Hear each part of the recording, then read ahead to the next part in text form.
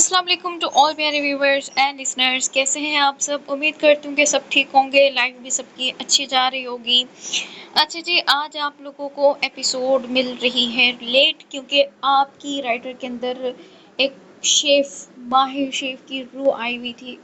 آج میرا زیادہ تر جو دن ہے وہ کوکنگ کرنے میں گیا ہے۔ میں نے چائنیز بریانی بنائی ہے، میں نے برگر بنائے ہیں فیملی کے لیے۔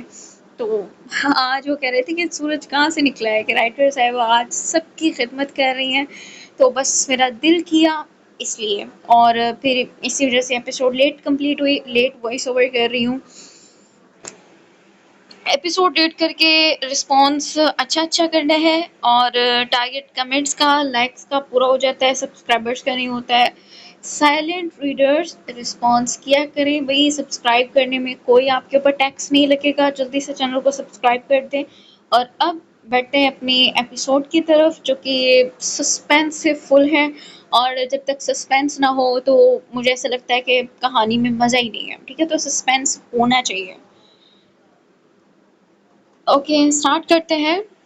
وہ تینوں اس پیکٹ کو بڑی غور اور تعجب بھری نگاہوں سے دیکھ رہے تھے، ایسے جیسے وہ کوئی انوکھی چیز ہو۔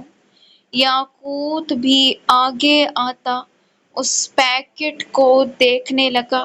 یہ کیا ہے؟ وہ اس پیکٹ کو بنا چھوئے حیران سے استفساریہ پوچھنے لگے۔ آپ خود دیکھ لیں۔ ڈاکٹر بالکل مطمئن بیٹھے تھے۔ ذیحال نے ضریاب سے پہلے لپک کر وہ پیکٹ اٹھا لیا، جسے کھولتے اس کے اندر بند ہوئی بری اسمیل اس کی ناک کے نتنوں سے آ ٹکرائی۔ وہ دیکھے بنا بائیں جانب جھک کر برا سا منہ بنانے لگا، ایسے جیسے اب الٹی کر دے گا۔ اسی وقت برلاس اور پامیر بھی وہیں آ گئے۔ جب برلاس کی نظر اس پیکٹ پر پڑی، پڑتے آنکھوں میں چمک سی اتر آئی، جسے وہ بڑی مہارت سے چھپا گیا۔ یہ کیا ہے؟ ذیحال کا لہجہ از حد سخت ہوا۔ اس نے غصے سے ڈاکٹر کی جانب دیکھا۔ نسوار ہے خان صاحب، جو آپ پٹھانوں میں بڑی مشہور ہے۔ وہ اب بھی مطمئن تھے۔ ان کی بات پر سب کو جیسے ایک ساتھ 400 واٹ کا جھٹکا لگا۔ نوشیروال کبھی کبھی نسوار لے لیتے تھے، لیکن ان کے بیٹوں نے کبھی اس جانب دیکھا بھی نہیں تھا۔ وہ صرف اسموکنگ کی طرف رہتے تھے، وہ بھی تب جب بہت زیادہ ڈپریس ہو۔ لیکن ایک نسوار ان کے باپ کو موت تک لے آئی، یہ بات سب کے لیے حیران کن تھی۔ لیکن ایک نسوار سے ان کا طبیعت اتنا کیسے بگڑ گیا؟ تمہارا دماغ وماغ ہے کہ نہیں؟ ضریاب کو اب صحیح اس ڈاکٹر پر طیش آیا تھا، جس پر اس ڈاکٹر کا سارا سکون پل میں غارت ہو گیا۔ ایک تو ڈاکٹر کی ڈگری پر کروڑوں لگا کر بھی ان کو سامنے بیٹھے امیر لوگوں کی سننی پڑتی تھی۔ ذیحال نے ان کی تھائی پر ہاتھ رکھا اور ان کا ہاتھ دبا کر تھوڑا ریلیکس کیا۔ دیکھیں ضریاب صاحب، یہ بات صحیح ہے کہ ایک نسوار سے ان کی طبیعت اتنی نہیں بگڑ سکتی، لیکن یہ بھی تو دیکھیں کہ اس نسوار میں جان لیوا مواد شامل ہے۔ اس طرح کا کیس میرے پاس صبح ہی آیا تھا، جس کا یہ پیکٹ ہے، اور میں آپ کو دکھا رہا ہوں۔ یہی کیس آپ کے والد صاحب کا بھی ہے، لیکن جو نسوار انہوں نے لی اس میں یہ مواد کم مقدار میں رکھا گیا تھا، تبھی وہ موت کے منہ سے واپس آئے ہیں۔ وہ نہایت پروفیشنل انداز میں انہیں سمجھا رہے تھے۔ زحال نے اس پیکٹ کو کھول کر دیکھا اور دیکھتا ہی رہا۔ اس کے پیچھے کھڑا برلاس بھی اسی پیکٹ کو دیکھ رہا تھا جب اس کی بھوری آنکھیں گھوم کر اپنے باپ تک گئی اور اسی پر جا کر اٹک گئی۔ یہ نسوار، یہ وہ کافی وقت سے لے رہے ہیں، تو اب کیسے اس کا اثر ہوا؟ داراب کا دماغ پولیس سائڈ سے چل پڑا تھا۔ اس کی بات پر ضریاب ایک نئی سوچ میں ڈوب گئے۔ جو نسوار وہ کافی وقت سے لے رہے ہیں وہ یہ نہیں ہوگی۔ یہ کچھ دن پہلے ہی مارکیٹ میں نکالی گئی ہے۔ ایک نشے کی طرح کام کرتی ہے یہ، اور جو حد سے زیادہ لے لے وہ جان سے چلا جاتا ہے۔ جیسے صبح آیا پیشنٹ، تھوڑی دیر پہلے چل پڑا۔ میرے خیال سے آپ کے والد صاحب نے رات یہ زیادہ مقدار میں استعمال کر لی۔ اب آپ خود دیکھ لیں کہ یہ نسوار آپ کے گھر میں کیسی آئی۔ وہ بول کر کندھے اچکا گئے۔ زحال نے داراب اور ضریاب کی جانب دیکھا جو دونوں خود گہری پریشانی میں گھر چکے تھے۔ نہیں، یہ نہیں آ سکتی۔ ہم خود ان کے لیے امپورٹڈ نسوار لاتا ہے۔ یہ کیسے؟ ضریاب حق دق سے جملہ بھی پورا نہیں کر پائے۔ ڈاکٹر کی بات پر تو گویا کسی نے ان پر حیرتوں کا پہاڑ توڑ دیا تھا۔ یہ گھر میں کسی نے کیا ہے۔ زحال کی نظر اس پیکٹ پر جمی تھی۔ لہجہ سرد برفیلا تھا۔ اس کے باپ کی جان تک بات آئی۔ یہ بات وہ بھول نہیں سکتا تھا۔ گھر میں کون کرے گا؟ ضریاب اس کی بات پر مزید پریشان ہوئے سوچنے ہی لگے تھے جب بولتے بولتے رک گئے۔ آفس میں گہری فسوخیزی سی چھا گئی جب ضریاب نے ٹرانس کی سی کیفیت میں گردن موڑ کر داراب کی جانب دیکھا۔ آنکھیں پھٹی ہوئی تھیں۔ حیرت سی حیرت ان میں امڈ آئی تھی۔ ان کے داراب کی جانب دیکھنے پر زحال اور باقی سب بھی داراب کی جانب دیکھنے لگے۔ سب کی نظریں خود پر آتے دیکھ داراب تیر کی طرح سیدھا کھڑا ہو گیا۔ ضریاب کی نظریں ہی کافی تھیں داراب کے لیے۔ تبھی وہ بے اختیار سر نفی میں ہلانے لگا۔ نہیں، وہ ایسا نہیں کر سکتی۔ ایک یقین سا تھا جو اس وقت اس کے لہجے میں امڈ آیا تھا، لیکن ضریاب مسلسل اسے دیکھتے گئے جس پر داراب نہ چاہتے ہوئے بھی ٹھٹک سا گیا۔ یقین جیسے پانی کے بلبلے سے بھی زیادہ کمزور تھا جسے ختم ہونے میں لمحہ بھی نہ لگا۔ وہ کر سکتی ہے۔ ضریاب ایک ایک لفظ پر زور دیتے دانت بھینچ کر بولے۔ زحال اب بھی ہکا بکا سا اس پیکٹ کو دیکھنے لگا تھا۔ برلاس اسے ہی دیکھ رہا تھا۔ دل دھڑک نہیں رہا تھا، خاموش تھا، کیونکہ وہ اپنے باپ کو اچھے سے جانتا تھا۔ معاملہ اس کے باپ کا نہ ہوتا تو اس کا دماغ چیتے کی رفتار سے تیز بھاگ رہا ہوتا، اور اب ہم اس کو زندہ نہیں چھوڑے گا۔ ضریاب کے تن بدن میں مانو آگ سی بھڑک اٹھی تھی۔ وہ مٹھیاں زور سے بھینچ کر دارا پر گرلائے تھے۔ وہ خاموش رہا، کچھ بول ہی نہیں سکا۔ کسی بھی دل احساس سے عاری تھا۔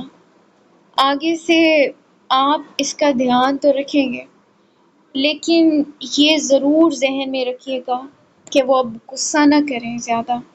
زیادہ غصہ کرنا ان کی جان کے لیے خطرے کا باعث بن سکتا ہے۔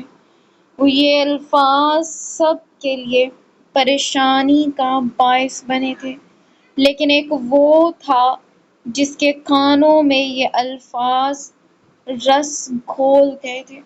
وہ آنکھیں بند کیے، سر جھکا کر بے ساختہ مسکرا دیا۔ اسی پل پامیر کی پریشان سی نظر اس پر پڑی، اور پڑتے وہ ہک دک سا رہ گیا، جیسے سوچ رہا ہو کہ اس میں مسکرانے والی کیا بات ہے، بلکہ ان سب کو پریشان ہونا چاہیے تھا۔ لیکن وہ سامنے کھڑے بیسٹ کی رگ رگ سے واقف تھا۔ تبھی وہ نظر موڑنے ہی لگا تھا کہ ایک دم سے آنکھیں پھاڑے برلاس کو دیکھنے لگا۔ وہ مسلسل مسکرا رہا تھا۔ اس کی مسکراہٹ نارمل نہ تھی۔ وہ کسی کو غور سے دیکھ بھی لے تو اس کے بھائیوں کو اس شخص کی سانسوں کی فکر ہونے لگتی تھی، اور یہ مسکرا رہا تھا۔ برلاس شاہ مسکرا رہا تھا۔ پامیر آنکھیں پھاڑے کبھی اسے تو کبھی ڈاکٹر کو دیکھ رہا تھا۔ اس کا دماغ تیزی سے گھوما۔ اس نے پھر برلاس کو دیکھا اور اس کا بازو پکڑ کر آفس سے باہر نکل گیا۔ آفس سے کیا، ہاسپٹل سے ہی باہر پارک میں لے آیا تھا۔ کیا کر رہے ہیں؟ برلاس سمجھ نہیں سکا کہ وہ اسے وہاں کیوں لایا ہے، لیکن پامیر نے جواب دیے بغیر اسے سیدھا پارک میں آ کر اپنے سامنے دھکیلتے کھڑا کیا۔ کیا ہوا؟ برلاس اب بھی نہیں سمجھا تھا، جبکہ پامیر اسے سخت غصیلی نظروں سے دیکھ رہا تھا۔ وہ ایک قدم آگے آتا برلاس کے قریب ہوا اور اس کی آنکھوں میں جھانکنے لگا۔ دونوں قد میں برابر دراز قد تھے۔ کیا؟ برلاس نے اس کے سخت تیور دیکھ پھر پوچھا، تو حویلی کیوں گیا تھا؟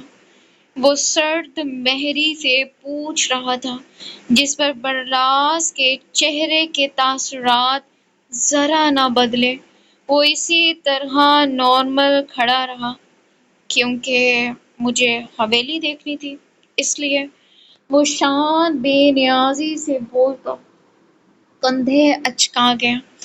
بکواس بند کر، تیری رگ رگ سے واقف ہوں میں۔ تو سانس بھی لے تو اس کے پیچھے کوئی مقصد ہوتا ہے۔ شرافت سے بتا، حویلی کیوں گیا تھا؟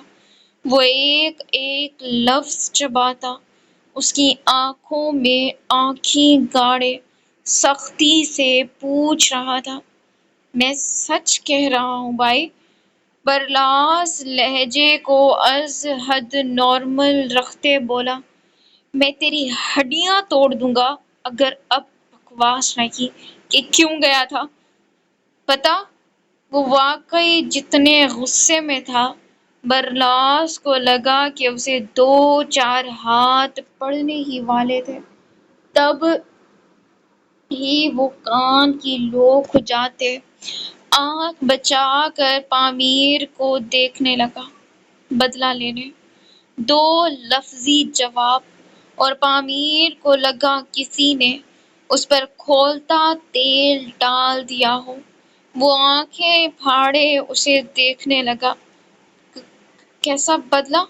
وہ یہ سوال بمشکل ہی کر پایا تھا۔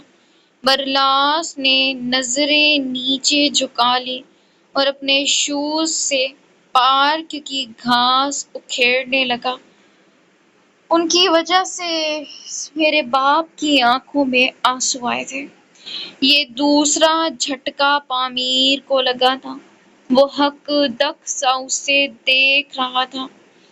میں نے صرف چھوٹا سا بدلہ لیا، اتنا کہ اب وہ کبھی کسی پر غصہ نہیں کر سکیں گے، اور کچھ بھی نہیں۔ اس نے ملازمہ کو جو پیکٹ دیا تھا اس میں وہی نسوار تھی جس سے اب تک کئی جانیں جا چکی تھیں۔ یہ کیسے ممکن تھا کہ ایسی الٹی چیزوں کا علم برلاس شاہ کو نہ ہو؟ اس نے اپنے گھر آنے کے بعد نوشیروان صاحب کو نسوار کھاتے ہوئے دیکھا تھا، تب سے اسے زیادہ یاد تھا۔ یہ تو وہ جانتے بھی نہ تھے۔ اس بگڑے نواب کے آگے نسوار کھانا انہیں زندگی میں اتنا مہنگا پڑ سکتا ہے۔ تو پاگل ہو گیا؟ یہ کیا کر دیا بے وقوف؟ پامیر کی آواز دبی ضرور تھی لیکن گرلاہٹ بھرپور تھی۔ یہی باتیں گھر ہوتی تو اب تک برلاس اس سے دو چار کھا کر بیٹھا ہوتا۔ مجھے نفرت ہے ہر اس شخص سے جس کی وجہ سے میرا باپ دکھی ہو۔ وہ بظاہر نارمل لگ رہا تھا لیکن پامیر کی ڈانٹ پر اسے شدت سے اپنا باپ یاد آیا۔ باپ؟ تیرا باپ؟ وہ ہمارا کچھ نہیں لگتا، کرنے کو ہم کچھ نہیں کر سکتے۔ پامیر خود پر ضبط کرتے کرتے سرخ پڑ گیا تھا۔ آس پاس کے چند لوگوں نے مڑ کر ان دونوں بھائیوں کو دیکھا اور پھر سے خود میں مگن ہو گئے۔ تو کیوں نہیں کیا؟ برلاس جیسے ایک دم سے اکھڑا تھا۔ کیونکہ وہ کوئی اور نہیں، ہمارے بھی باپ کا باپ ہے۔ وہ کسے سمجھا رہا تھا جسے اپنے رشتوں کے سوا کسی سے فرق نہیں پڑتا تھا؟ کوئی اور اس کے لیے صرف اس کے ماں باپ تھے جو اب اس دنیا میں نہیں رہے تھے۔ اب صرف ایک ہی شخص اس کا سب کچھ تھا۔ اس کے معاملے میں وہ اندھا، بہرا، بے وقوف، کم عقل، سب کچھ تھا۔ بس کوئی اس کے جنون کو سمجھتا تو صحیح۔ یہی تو فرق ہے آپ میں اور مجھ میں۔ آپ لوگوں نے ان کو دیکھا اور میں نے صرف اپنے باپ کو۔ وہ دو ٹوک لہجے میں بولتا جیسے بات ہی ختم کر گیا، جس پر پامیر کو اس پر جی بھر کر طیش آیا۔ اور اسی باپ کو پتہ چل گیا۔ تو جانتا ہے کون سی قیامت آ سکتی ہے؟ جانتا ہے؟ اس کے سوال پر برلاس نے چونک کر اسے دیکھا۔ اگر یہ بات زحال بھائی کو پتہ چل گئی تو سوچ بھی نہیں سکتا وہ کتنے ناراض ہوں گے۔ کیا گزرے گی ان پر جب ان کو پتہ چلے گا کہ یہ کام تیرا ہے؟ ایک خوف سا اس کے لہجے میں چھلک رہا تھا۔ وہ بڑا تھا اس سے عقل میں اور عمر میں۔ برلاس، پامیر، وہ دونوں کھڑے تھے جب پیچھے سے زحال کی آواز آئی۔ دونوں نے چونک کر پیچھے مڑ کر دیکھا۔ پہلے تو اس کی آواز سے لگا جیسے روح جسم کا ساتھ چھوڑ گئی ہو، لیکن جب دیکھا تو سانس میں سانس آئی کہ وہ خاصا دور دونوں سے کھڑا تھا، جہاں تک بات سن پانا ناممکن تھا۔ گھر چلو، اس نے بلاتے اپنا رخ گاڑی کی جانب موڑ دیا۔ داراب اور زحال مل کر داجی کو سہارا دے کر باہر گاڑی تک لائے تھے۔ ڈاکٹر نے تو وہیل چیئر کا کہا تھا، مگر نوشیروان کی نظر ان سے پہلے ضریاب پر پڑ گئی تھی، جس کے غصے میں انہوں نے چیئر لینے سے بھی منع کر دیا تھا۔ لالا! داراب کے گاڑی میں بیٹھنے سے پہلے زحال نے اسے دھیرے سے پکارا۔ ضریاب بھی ڈرائیونگ سیٹ پر بیٹھ ہی رہے تھے جب زحال کی آواز پر رک گئے۔ اسے سزا ضرور ملنی چاہیے، ورنہ میں آپ کو معاف نہیں کروں گا۔ اس کا انداز سرد برفیلا تھا۔ داراب کچھ پل بول بھی نہ سکا۔ پامیر اور برلاس نے ایک دوسرے کی جانب دیکھا۔ پامیر جیسے نظروں سے کہہ رہا ہو، دیکھ لیا، کہا تھا نا ایسا ہوگا۔ داراب دھیرے سے سر اثبات میں ہلاتے گاڑی میں بیٹھ گیا۔ ان کے نکلتے یاقوت بھی اپنی گاڑی آگے لے آیا۔ آج وہ ڈرائیو کر رہا تھا۔ دونوں نمونے پیچھے بیٹھے تھے اور پامیر مسلسل اسے گھورے جا رہا تھا۔ وہ گھر آتے سیدھا اپنے کمرے میں چلا گیا تھا۔ نہ کسی کو دیکھا، نہ کسی سے بات کی، یہاں تک کہ اپنے بچوں تک کو نہیں دیکھا، جو اسے دیکھتے ببا ببا کی رٹ لگا گئے تھے۔ برلاس نے آگے آتے دونوں بچوں کو اٹھا لیا۔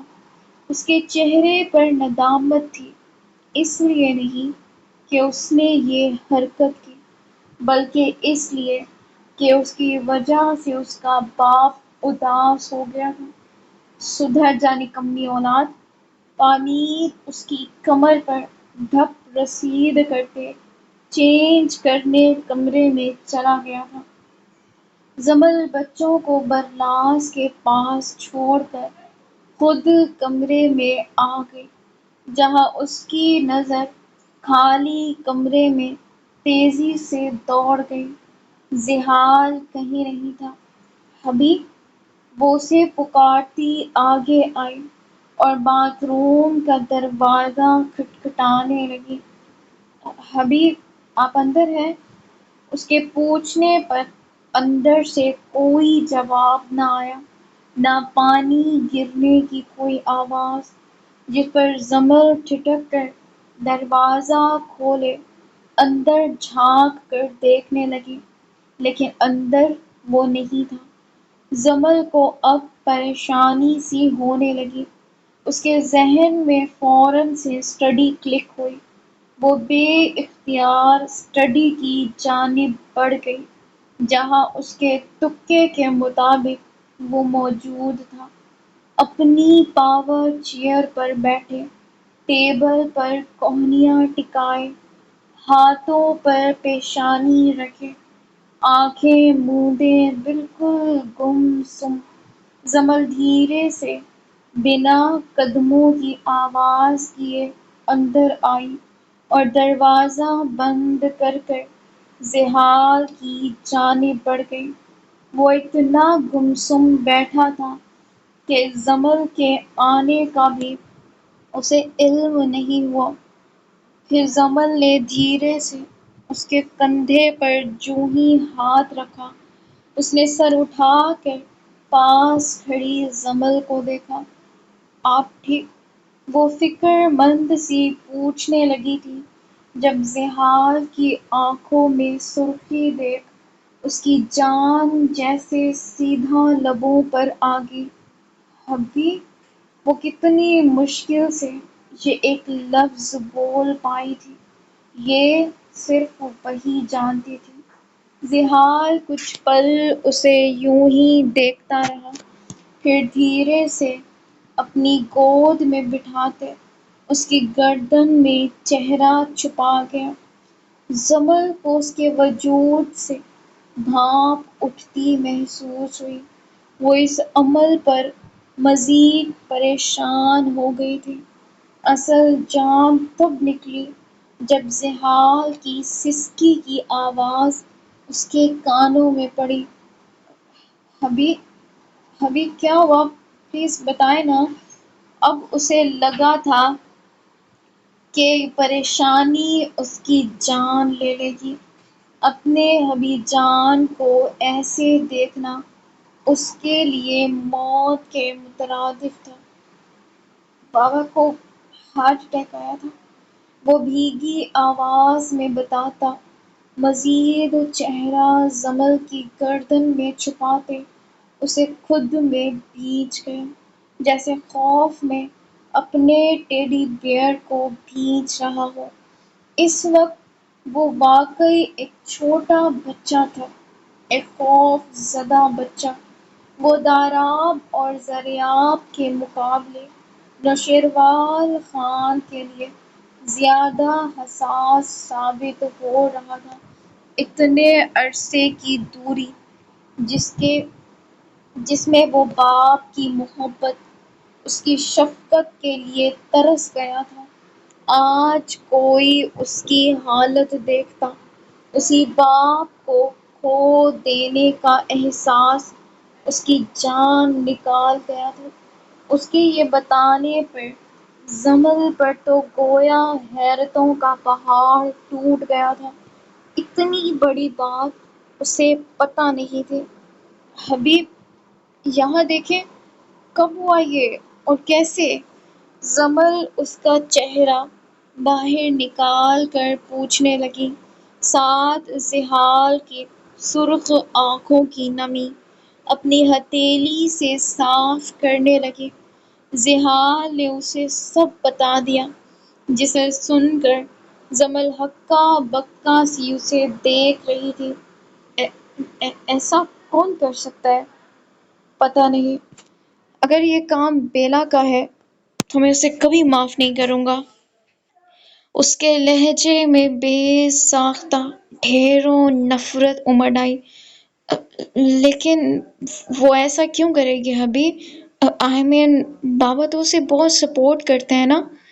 وہ ان کچھ ہی دنوں میں ان کا پیار اور شفقت بیلا کے لیے دیکھ چکی تھی، تبھی یہ بات ہضم نہیں کر پا رہی تھی۔ اس کے علاوہ کون ہے حویلی میں جسے بابا سے مسئلہ ہو؟ آپ پریشان نہ ہوں۔ اب کیسے ہیں بابا؟ ٹھیک ہے۔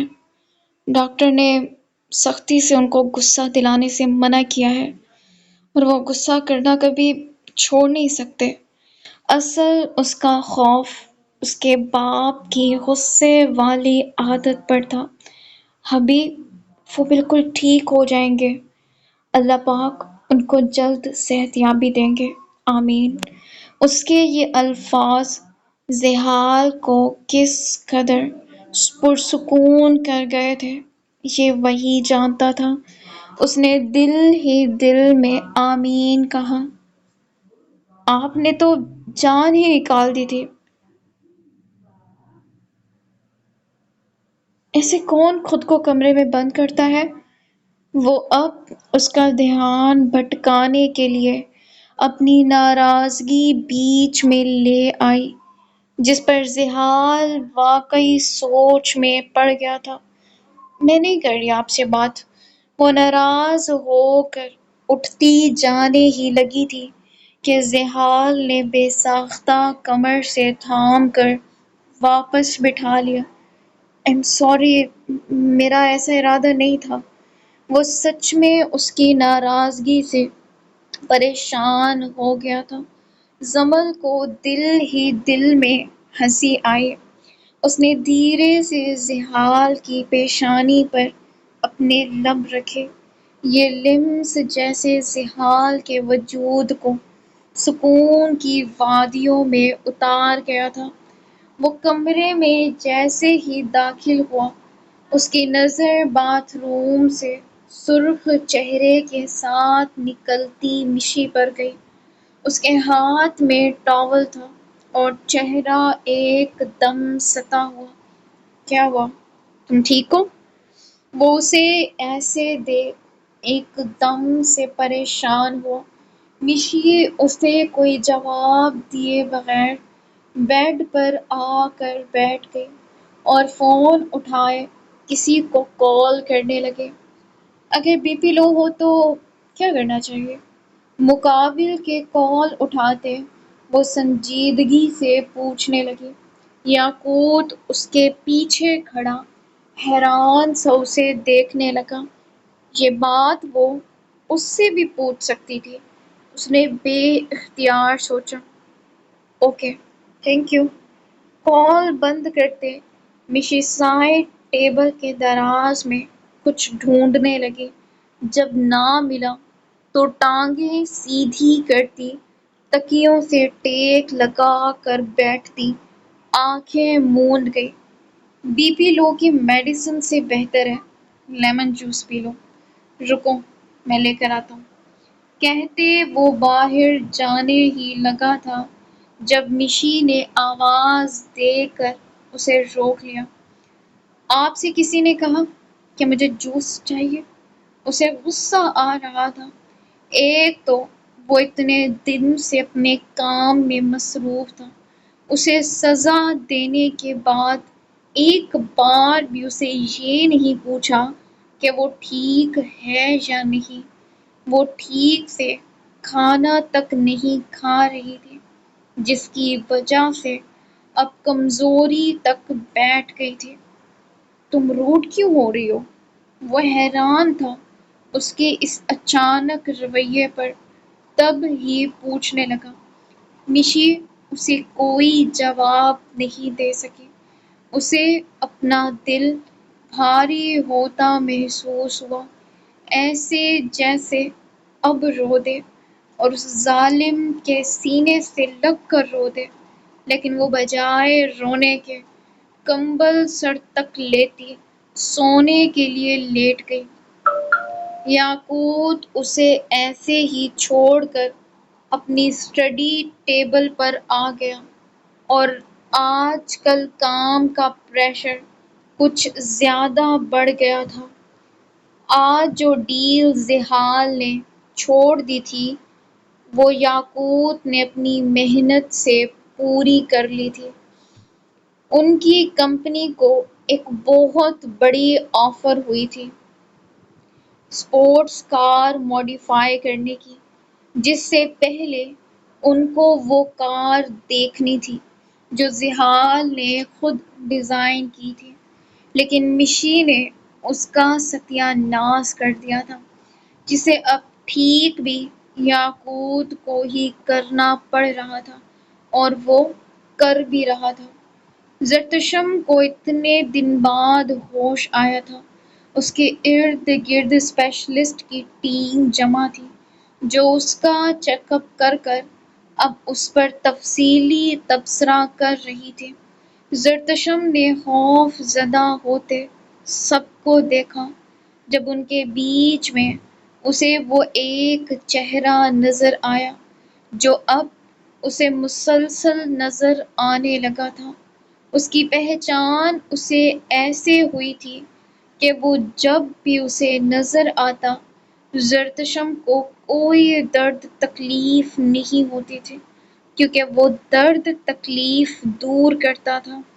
وہ ٹکٹکی باندھے ڈاکٹر برہان کو ہی دیکھ رہی تھی جو ڈاکٹرز کے ساتھ لگے زرتشم کے بارے میں پوچھ رہے تھے۔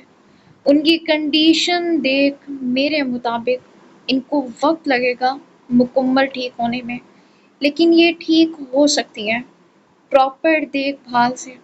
ہمیں امید قائم رکھنی چاہیے۔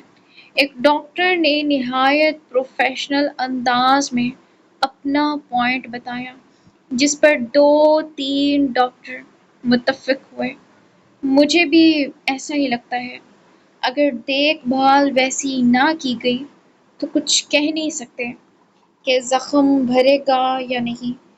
پہلی بات پر ڈاکٹر برہان کا دل ابھرا تھا، لیکن اگلی بات پر جیسے پھر سے دل ڈوب گیا تھا۔ انہوں نے مرجھائے چہرے کے ساتھ زرتشم کو دیکھا، جس کی ساکت نظریں اب تک انہی پر تھی۔ نہیں، ایسا نہیں ہوگا، میں دھیان رکھوں گا۔ ان کی بات پر منہ میں پین لیے کومل نے بے ساختہ ان کی جانب دیکھا اور پھر زرتشم کو۔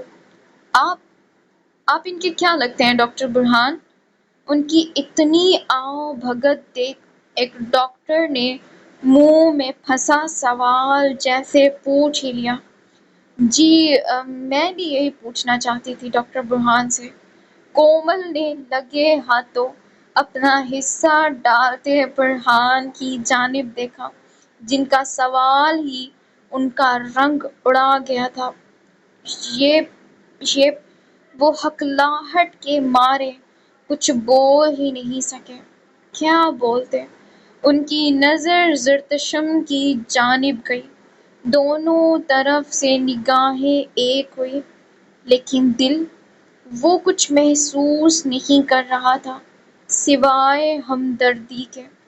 انسانیت کا ناطہ، سرسری سا جواب سب کو لاجواب کر گیا۔ کومل پھر بھی شکی نگاہوں سے ان کو دیکھے گئی۔ حویلی پہنچتے نوشیروال کو روم میں چھوڑ کر زریاب لاؤنج میں آ گئے تھے۔ مورے انہی کے پاس تھی، جبکہ سیما بھی لاؤنج میں ہی نکل آئی تھی۔ جب اس کی نظر زریاب پر پڑی، وہ غصے سے بھرے یہاں وہاں چکر کاٹ رہے تھے۔